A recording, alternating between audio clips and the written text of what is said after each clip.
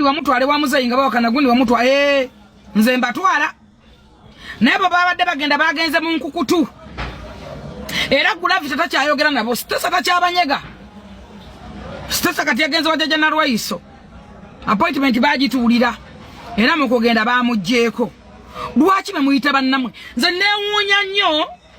kati kambagamba ekintu kimu kye mutamanya mulaba bannamawulire bonna abali mu ttuwa abakenze batwala ne balaba muzeeyi abaana abali mu ttuwa be baali supposed okulaba muzeeyi bamukavalinge bamugjeeko interview bamubuulire biki omanyi bwe tuba tutambula eyo kati olaba abaana abaliyo kati kangeze kuba Kenya media bane ba jobless we basuze abantu babajjamu information gye bali emmere kuba tebali eri mu bagagga tebali na bagagga ma hotel gye babeera mwezi hotel ennene bo basajja tusije balya kati bawulira ebintu bingi naye mu kuyita conference ya muzeeyi abo bayina okubawa kubanga be batambudde naye bajja ne banona simanyikana akakazi kana akolubina akabina za lutako olufu simanyi nani ne batwala obwo bukazi ne butulali maso ga muzeeyi bubuuza ebibuuzo ebirira bishi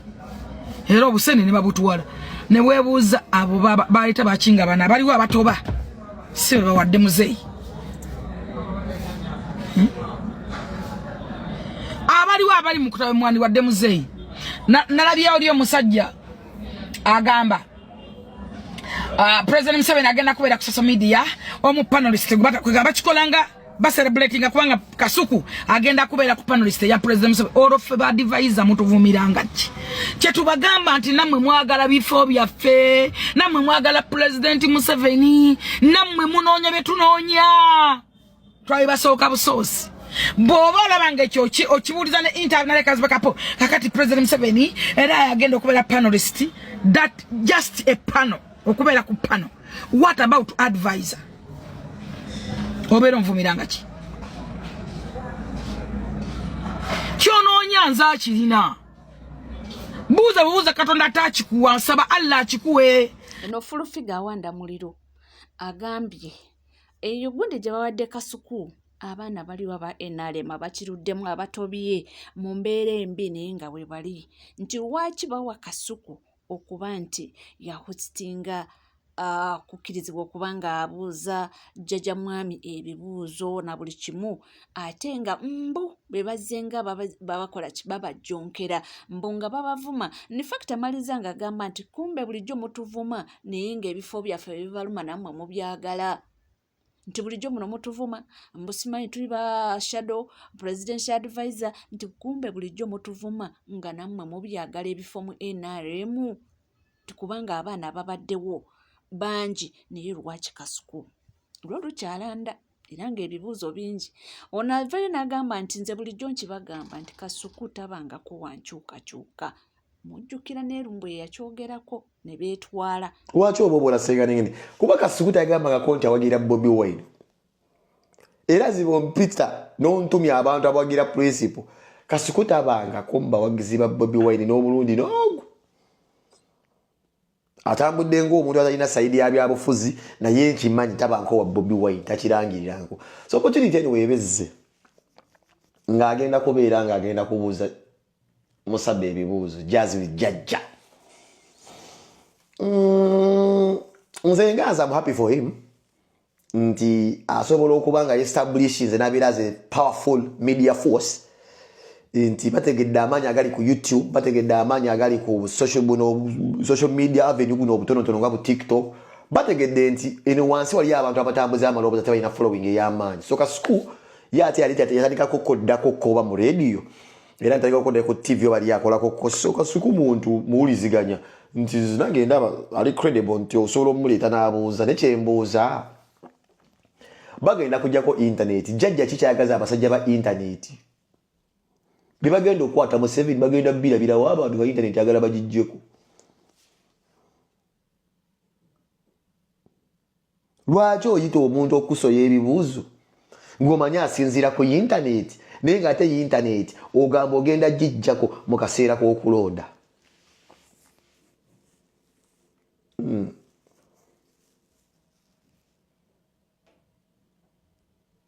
ekirala nawulyako obuvuvungu emabegawo nti bali balwanisa aba YouTuber nti gavumenti egenda kubajjayo babeerange ebateekako emisolo gy'amaanyi Uganda awo egenda kubasiba naddala nga bapremiering ebintu ebirina okubeera ku TV so nekiri Kalisa yakomplaininga nti ba YouTuber batandise okukola emirimu gy'aba TV gy'erina okukola ng'agamba nti bateekako emisolo egimikakali kuba batandise okuba nga babba omulimu oba babba obulango bwandibadde bugenda ku TV olowooza nti kino Museveni okuyita Kasuku ba YouTuber bakubye empiso nti beetereze wane Kasuku kyemukakatako kugenda okubeera nga amitinga jjajja just for the sake of kumukubakama nti jjajja tulekere akalimu twogera bwogezi olowooza mwemuba mulaba olowooza Kasuku ono ba YouTuber banne bamuli mabega nti bamuwaddeyo n'obubaka bw'aba agamba Museveni nti bannaye batuleke ffe tatandika obulimu bwaffe wabavubuka abatagala kukola wabavubuka abalemeddwa emirimu naku ze balina baguddewo ekintu kyokwetagikawo zi YouTube nti jjajja tuleke waliwo ekintu ekijja kyo sibaera nga bateekako emisolo naye naffe wano twaleko kasimolo sikeero k'okwetandikirawo emirimu otulabiranga ddala olowooza aba YouTuber bali mabega wa Kasuku nti ayinawo kasako kagenda okugamba Museveni ak'essente bafuneko ku mutu gw'ensimbi ba YouTuber bano ku ground yali goolaba nti nono stonge akoze emirimu egigattako enkyukakyuka YouTube channel kijolaba nti nebadde active nnyo ng'eweereza by'oyagala okuwulira ebya Bobi Wine. YouTube channel kijolaba byeyogera ku police brutality kibba bantu. YouTuber kigwolabye gwe gwolabye nga ataddewo essa ataddewo amaanyi awo kukwambula abakazi kukuba bantu miggo mulaali ng'akyogeraku nga yejja n'ateekawo akatebe baleka kwogera ku ekyo YouTuber ki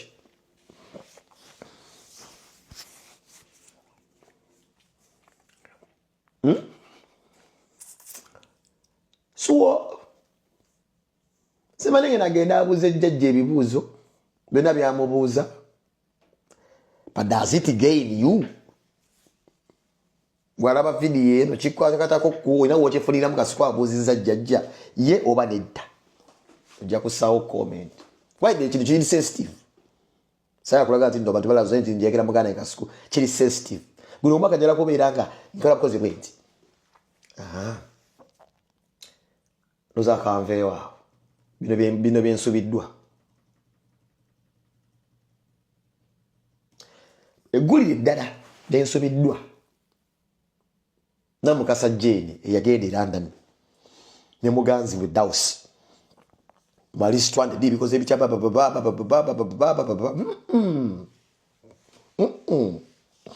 mulinde Namukasa se namusinka ne London ne chaliwo yo wasabawe kwa chaliwo ne Dawes abeera no era ze nabasinka n'ababiri London ne kifaananyi tekirira era timu tukwatire mu video Namukasa zasoko okumulaba first time yake ali kawala katuddawo ne babako kasirifu wekati naye nze nategeera nti Dawes yali avudde nno osisinkana mukazi we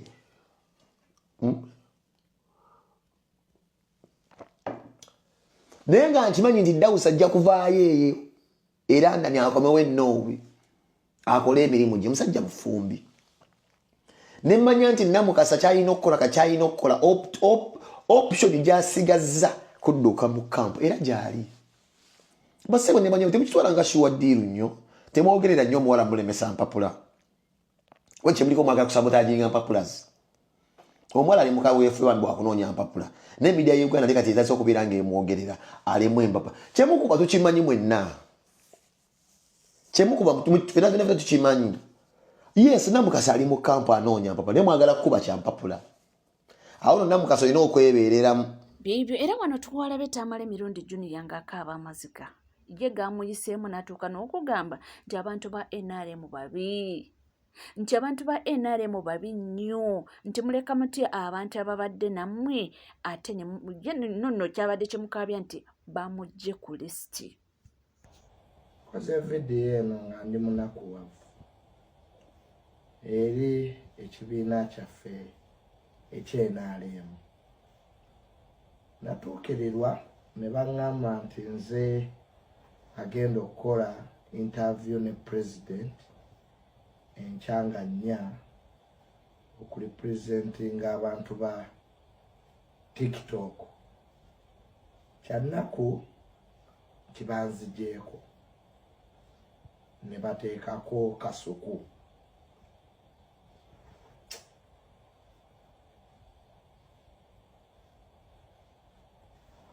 ne batanzirira tebanziridde ne mbakubira amasimu babuuza ate lwaki nze banzigyeko leero wentegedde nti NRM ekibiina kyange kyenjagala ennyo kirabika tekiri waadinga bakyagala NRM erabika teyagala bagibeererawo teyagala bagyagala ku mutima ekyokuteekako Kasuku ku interview si kyekizibu naye banzigyeko tebankubira b'amasimu gaabwe tebagakwata aba State House ng'ate project ey'oku interviewinga president bantuukirira basookera ku nze kinnenyamizza nnyo era wadde mwanzigyeko ku interviewinga president nja sigala nga ndiwo NRM naye mu bulumi NRM twagala ennyo abatwagala eriwo abaana bangi abali ku social media kuno abadde mu campaign za president ez'enjawulo okuva we zaatandika abatambudde ne president bakadda b'NRM ababadde naffe ebbanga lyonna tetubasuula wabbali kubanga abo be baagala ekibiina kyaffe ekyenRM ne bw'aba tamala emirundi junior mumpisizza bwe muti ne tutuuka ku last day ne munzija ku list interviewinga president nga mwalimu antuukirira musajja wattu ne neetegeka at the last moment you disappoint me. It's not good. Eno miranga mierere naife tubaawo kubanga tukola ki tugaba tuusakate nga tuvuddeko eyo. List Bebekulu gye yakoze munnange bikyalanda abantu si bamativu mbulisiti eno yabadde ekkakanya abaana abazimbye ebitone byabwe kubanga mu comments ze yakoledde nga ku lisiti eno mbu mutuufu ng'eyungula amaziga nabagambye comment gye yakola ku kapati abaana ba Fangoni baavuddeyo nga si basanyufu kakati noono alina kyagamba. maswali Bebekulu's list mbu kyeki Bebekulu kyeki okujjako okukakanya abaana abavuddeyo okuyimba bulazo okubeera emabega wa microphone eyo n'ofulumya eddoboozi si kyangu. Abaana bangi bali eyo mu ghetto n'okunoonya ekikumi ekigenda okulikoodinga akayimba si kyangu okitegeera naye omwana avuddeyo n'ayimba nodda wali eri otudde ne mukazi wo mu kisenge olw'okuba mulina ennyimba ezibanyumira nodda ku nnyimba z'abanno z'abaana n'otandika oziyisaamu amaaso mbukati olaba music industry we Uganda watuuse oyimba buyimbi bintu byo n'osuula awo abantu bwe babyagala ng'oyiburaza biri si bintu ziri nnyimba gwayimba obulungi ka alubamu kakutuddemu aye tunagana kuwogerako tuli ku buko tetuli ku buko ka alubamu kakutuddemu ofu byokka tukaka wakateekamu ssente ng'okalikodinga okataddemu ssente okapromotinga naye tetukawulira tuganya okategeera okitegeera gwayimba obulungi ozunze buli wamu ozunza ka alubamu naye abantu bakyaganya okukategeera kirirako mu ghetto obuuzeyo omwana omu babiri olaba oba bamanyika alubamuko naye ate kapati balumanyi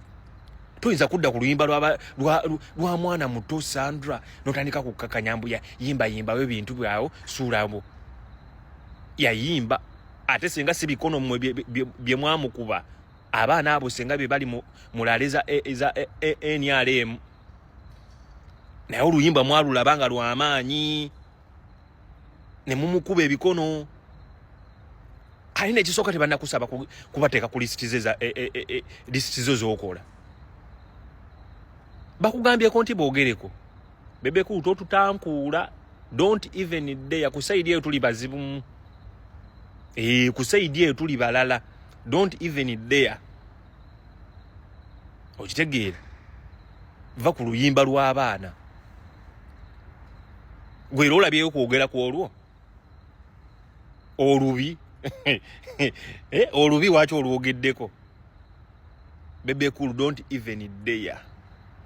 kabulaza promotinga bibyo n'abaana bapromotinga ebyabwe okaddiye Sandra omuzzukuza Sandra oli jjajja wa Sandra gwe kati emyaka gyo oli wa jjajja wa Sandra odde ku luyimba olwa odde ku luyimba lw'omwana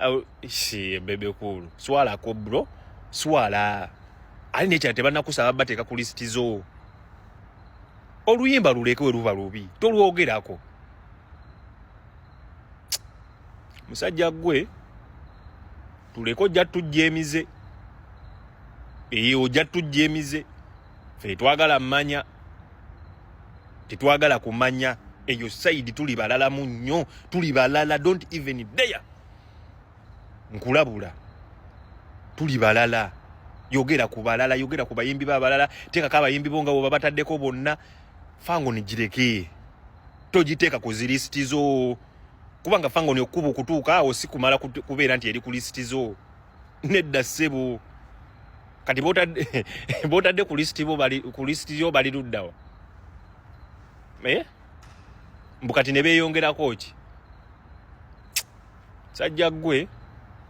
waneera wendabidde ne mukulu afulfiga ng'agamba nti ekyewuunyisa okubanga Eddie Kenzo teyajjidde ku lisiti eyo yagambye nti Eddie Kenzo kilaasi ndala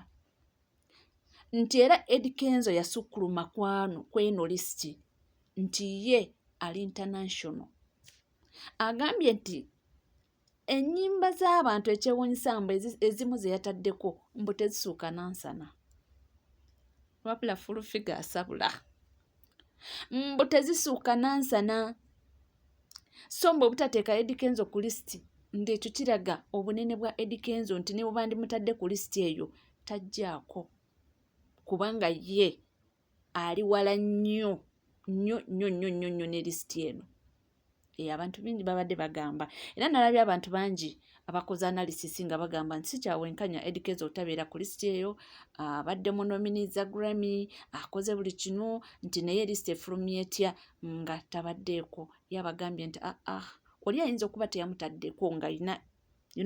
waliwo ebitambula naye ye afulufiga agambye nti abadde tagwana kubeera ku lisiti eyo nti mu butuufu eyo lisiti yaba upcoming bantu bange si bigambo byange obuwulidde naye nga weebale kubanga wekumidde ku Legit TV 256 teweerabira kubanga osubscribinga ringinga that notification bell sharinga likinga tukyalina amawulire mangi nnyo ddala nkugamba bugambye nti gwe tuula butuuzi kalira nywera buli kiwetaaga okubanga omanya wano ojja kubanga okifuna era tujja kubanga tukikutuusaako mu bujjuvu bwakyo ebintu bingi nnyo ebigenda mu maaso munnange bamaze dde okukatutema mbu nnaku z'omwezi nga 8 tezituuka ng'olina kasente ku mobile money ng'obadde omanyi oyagala kajjayo. Oba oyagala kukola withdraw mu banka zikole nga bukyali, bajja kuba netiwaaka nga bazikutulako nga tokyayina kyo accessinga. So awo wetuli essaawa ya kakati. Naye nga tukyalina mmwe tujja kusigala nga tubaweereza mukalire munywere bingi nnyo bikyajja temuvaawo.